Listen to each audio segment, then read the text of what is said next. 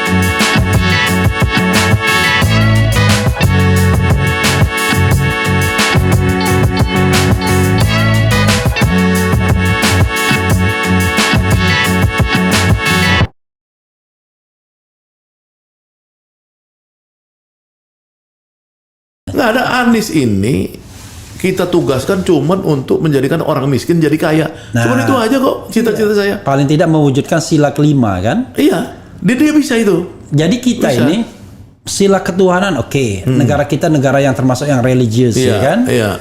Kemanusiaan negara kita terkenal solidaritasnya kalau ada bencana dan lain sebagainya tergerak kan? Persatuan sejak 1928 ya kan? Demokrasi ketika reformasi adalah demokrasi walaupun ditangkap-tangkap pisahkan. Tapi yang belum tercermin ini ya keadilan sosial bagi seluruh Indonesia ini sampai sekarang. Sampai sekarang ini problem pokok kita. Nah, saya senang ketika Anies bicara tentang keadilan sosial. Di mana saya nggak pernah dengarkan itu di Prabowo dan Ganjar.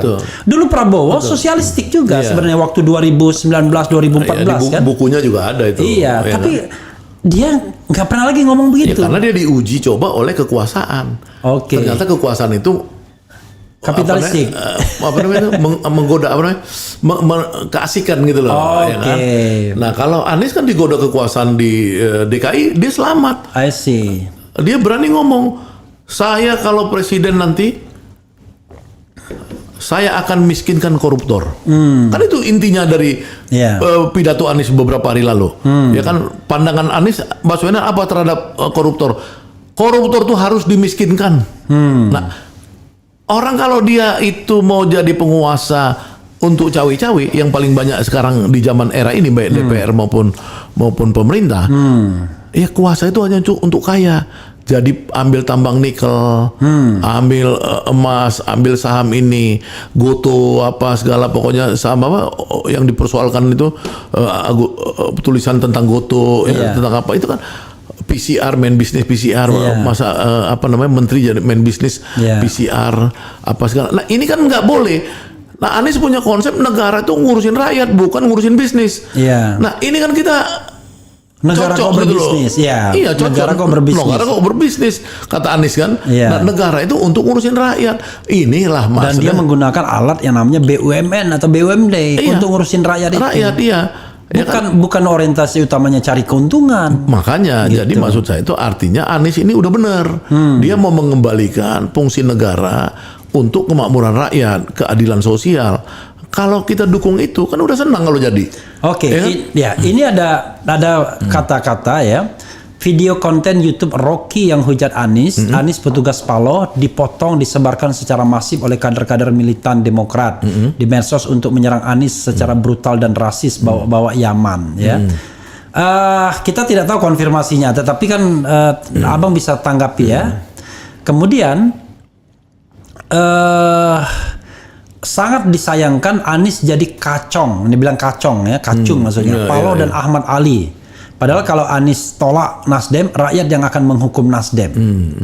Apa rational thinkingnya untuk pernyataan seperti ini? Ya itu kan mereka kan gini, ada yang emosional, wajar lah ya. Mungkin dia orang Demokrat atau mungkin dia caleg Demokrat, ya kan dia wajar dong dia ngasih maki-maki situasi caleg ini kan. Demokrat yang juga relawan Anies kan bingung dia banyak juga kan itu kan yang udah terjadi kan.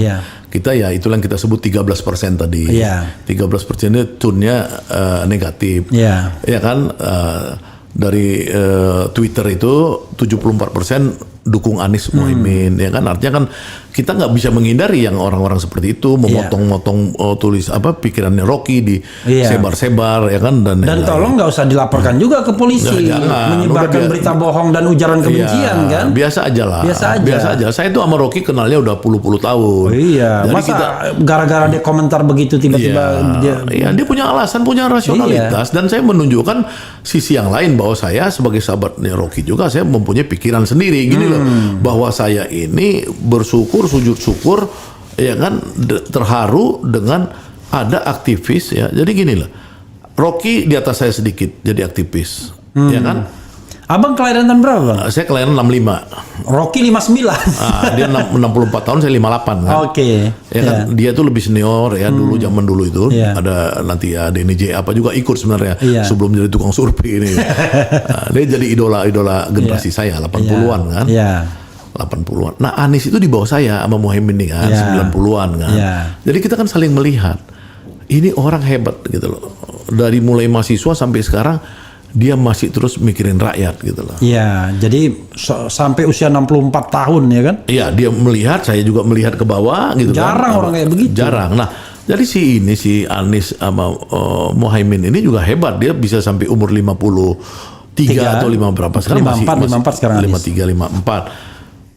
Nah, kenapa kita nggak mengapresiasi dua orang ini secara secara yang benar lah gitu. Misalkan di mana sih kesalahan Muhaimin? Ya kan isu Kardus Durian terpatahkan. Belum ada ini sampai sekarang. Gara-gara itu dibilang dia Gus Durian dia. Oh, Gus Durian ya kan. Bukan Gus Durian, Gus yang kedua Durian. Soal perebutan PKB dari Gus Dur. Yeni dong, Gus Dur kan. Dianggap atau Yeni lah misalnya. Karena setelah itu kan Yeni kan. Ini kan sebenarnya kan kalau dia ini ngerebut kemudian dia nggak disokong, nggak ada pendukungnya dari kalangan yang sama kan pasti kan. Kan berarti kan dia mati di tengah jalan. Ini kan ternyata saya bilang tetap 2 digit, artinya dia disayangin oleh kiai-kiai yang mendukung. Berarti kan ini kan fair dong. Jadi tergantung kita. Kalau positif perspektifnya hebat dia. Hebat, iya. Saya kan punya sumber juga dari Adi Masardi yang sebenarnya lebih ngeri lagi karena Adi Masardi ini bilang Muhaimin itu adalah pencinta utama Gus Dur. Itu kan dia juru bicara, tapi kan kita nggak enak bentrokan nanti sama anaknya Yeni. Tapi kan artinya ada pengakuan lain bahwa sebenarnya menurut Adi Masardi tindakan Muhaimin itu adalah tindakan paling tepat saat itu. Ini Adi Masardi kan karena sering sama kita kan, sama saya sering dan dia jubir Gus Dur yang disayang juga gitu loh. Dia jubir Presiden Gus Dur yang tidak pernah dicabut SK-nya. Nggak pernah dicabut SK-nya, ya kan. Artinya kita punya another source itu. Nah kemudian Muhaimin ini kalau dia tidak, misalnya gini, banyak orang kadang-kadang dalam sistem politik sekarang ini dia terjebak pada money politik apa segala, misalnya kayak gitu. Ini kan tanggung jawab kita bersama, ya nggak? Di mana politik model demokrasi barbarian seperti sekarang ini bisa mencari orang yang sempurna semuanya? Ada aja partai mana coba kasih tahu sama partai saya yang tidak ada kadernya yang dicokok KPK. Nggak ada gitu loh. Jadi kalau kader-kader Muhaimin ada yang ketangkap kemarin, menteri pemuda ya kan, olahraga, menteri ya udahlah, itulah yang kita mau benahi ke depan. Dan ketika Muhaimin mendukung, kalau gitu dari semua itu semua partai ada semua.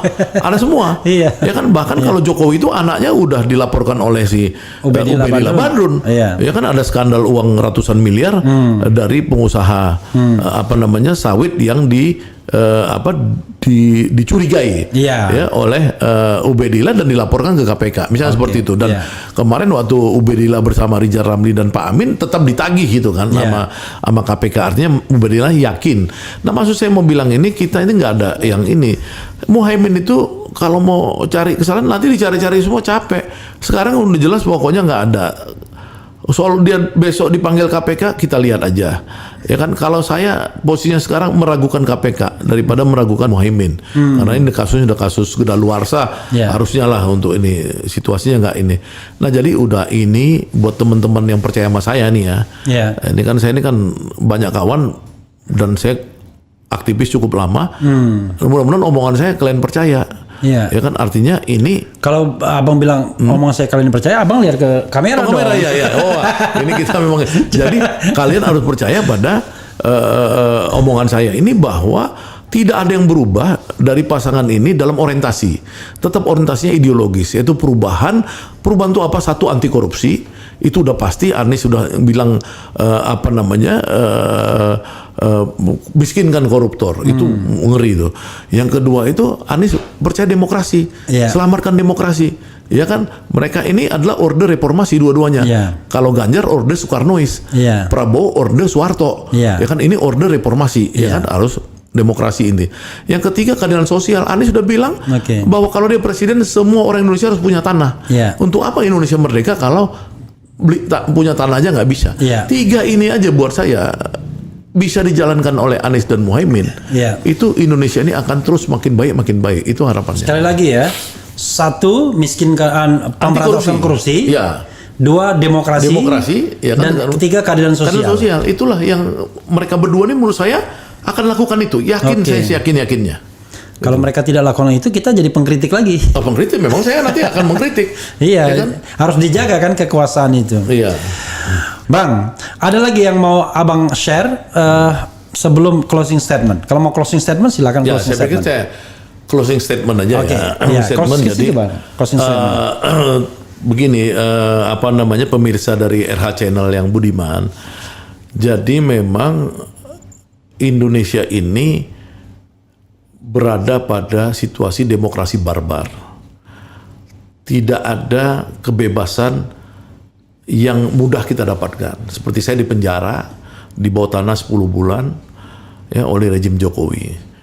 Ya. Kalau kita misalkan mau merubah situasi sekarang ini ke arah demokrasi yang baik, ke arah kehidupan anti korupsi, supaya pejabat-pejabat pemerintah tidak boleh berbisnis, karena Anies sudah bilang negara tidak boleh berbisnis, ya, supaya kita bicara keadilan sosial, karena Pak Anies sudah bilang seluruh rakyat Indonesia nanti akan mendapatkan tanah, ya, jadi harus ada land reform ke depan secara besar-besaran. Nah, mudah-mudahan dengan kebersamaan kita menyongsong perubahan ini, mendukung pasangan Amin, Anies dan Muhaimin, insya Allah itu yang dikatakan Allah, sebuah perubahan nasib sebuah kaum itu hanya bisa dicapai oleh kaum itu sendiri. Kalau kita melakukan gerakan itu sendiri, kalau enggak, ya bangsa ini akan punah. Demikian mungkin dari saya, kita berjuang sama-sama. Terima kasih. Oke, luar biasa ya. Penutupnya udah seperti Bung Tomo mengimbau. Kiai dari Kia. Cuman saya nggak hafal bahasa Arabnya. Kalau Muhaimin sama Anies kan jago bahasa Arab. Jadi tergantung ujungnya. Kalau wabillahi taufiq wal hidayah, itu kelihatannya bukan NU itu. Iya. Tapi saya senang sedikit ya sebelum tutup nih. Jadi Muhaimin itu namanya Abdul. Oh, Abdul. Abdul Muhaimin Iskandar kan? Ya. Kan kita berarti kan kita akan lihat klaim-klaim ramalan Joyoboyo ini, Notonegoro, yang dipercaya Prabowo waktu dia di depan publik itu bilang, Fadlijon nama kamu nggak ada O-nya, kan ingat nggak dulu ada itu kan, kejadian itu kan. Nah ini Anies Baswedan dan Abdul Muhaimin Iskandar ini nama Islam. Nah, kita tes saja apakah ramalan Notonegoro ini bisa kita patahkan nggak? Terima kasih. Luar biasa ya.